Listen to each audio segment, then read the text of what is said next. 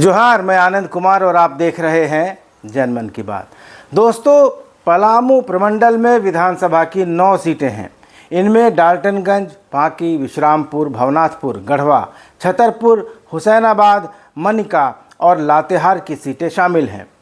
2019 के चुनाव में भाजपा इन 9 सीटों में से 5 सीटों पर जीती थी, मगर अब एनसीपी के कमलेश सिंह भाजपा में शामिल हो चुके हैं, तो अब 6 सीटें हो गई।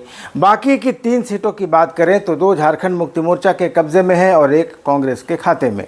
डाल्टनगंज से आलोक चौरसिया, पाकी से शशि भूषण मेहता, विश्रामपुर से रामचंद्र चंद्रवंशी, भवनाथपुर से भानु प्रताप शाही और छतरपुर से पुष्पा देवी भाजपा के टिकट पर 2019 में चुनाव जीते थे।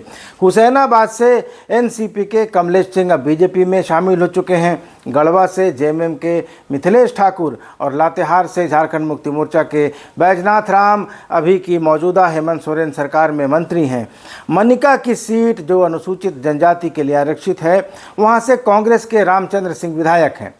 दोस्तों, आज का वीडियो विश्रामपुर विधानसभा सीट पर है। यहाँ से विधायक हैं रामचंद्र चंद्रवंशी। करीब 85 साल उम्र हो चली है। बिहार और झारखंड की सरकारों में मंत्री रह चुके हैं। विश्रामपुर विधानसभा सीट की बात करें तो यहाँ की राजनीति पिछले 4 दशक से चंद्रशेखर दुबे उर्फ ददई दुबे और रामचंद्र चंद्रवंशी के इर्द गिर्द ही घूमती रही है। लेकिन अगर 2024 के विधानसभा चुनाव की बात करें तो क्या होगा, इस पर बहुत कुछ निर्भर करेगा कि टिकट किसको मिलता है। जो जानकारी मिल रही है उसके अनुसार ददई दुबे अपने पोते और रामचंद्र चंद्रवंशी अपने बेटे को अपनी राजनीतिक विरासत सौंपने की तैयारी कर रहे हैं। स्थानीय लोगों का कहना है कि अगर चंद्रवंशी या उनके बेटे को टिकट दिया गया तो भाजपा को बहुत भारी पड़ सकता है। चंद्रवंशी लगातार 10 साल से विधायक हैं, मंत्री भी रहे हैं। एक स्वाभाविक एंटी इनकम्बेंसी उनके खिलाफ है और इसके अलावा उनके विरोधी आरोप लगाते हैं कि वे किसी की सुनते नहीं हैं, समस्याओं पर ध्यान नहीं देते, किसी का काम नहीं करते। इसके अलावा जातियों में आपसी फूट डालने का काम भी रामचंद्र चंद्रवंशी करते हैं। एक जाति के सामने दूसरे की बुराई और दूसरे के सामने तीसरे की बुराई उनका स्वभाव बन चुका है। उम्र करीब 85 होने चली है। दोनों घुटनों का प्रत्यारोपण भी करा चुके हैं। स्वास्थ्य अब साथ नहीं दे रहा है।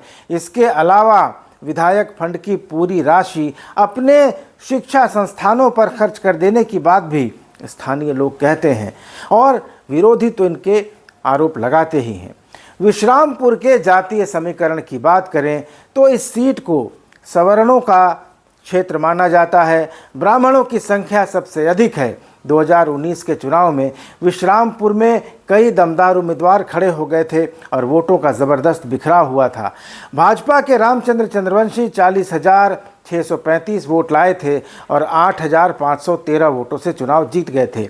लेकिन टक्कर इतने कांटे की थी कि दूसरे स्थान पर रहे बहुजन समाज पार्टी के राजेश मेहता को 32,122 वोट आए थे।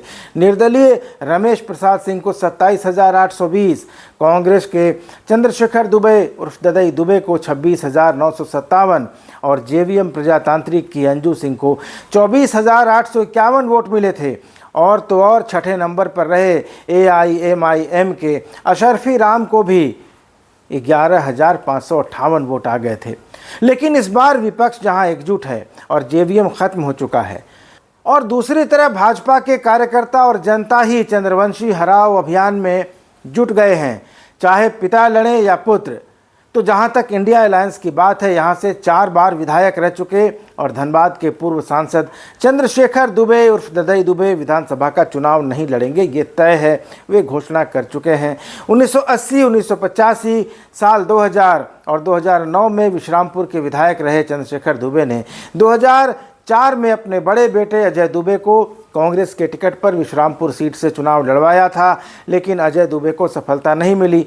2019 में अजय दुबे का निधन हो गया। अब ददई दुबे अपने छोटे बेटे अभय दुबे के बेटे ज्ञानेंद्र दुबे को आगे बढ़ा रहे हैं। लेकिन कुछ राजनीतिक पंडितों का यह भी कहना है कि विश्रामपुर सीट पर इस बार राजद का दावा है, ये सीट राजद के खाते जा सकती है। 2019 में ददई दुबे चौथे नंबर पर रहे थे और निर्दलीय उम्मीदवार के रूप में नरेश प्रसाद सिंह तीसरे स्थान पर रहे थे। नरेश सिंह अब राजद में शामिल हो चुके हैं और ज़्यादा संभावना इस बात की है कि यह सीट राजद को मिल जाएगी। और अगर ऐसा होता है तो भाजपा के सामने इस सीट को बरकरार रखने में काफ़ी मुश्किलात पेश आ सकती हैं। विश्रामपुर की राजनीति पर नज़र रखने वाले लोगों का कहना है कि रामचंद्र चंद्रवंशी के कारण सवर्ण मतदाता भी इस बार भाजपा से बिदके हुए हैं।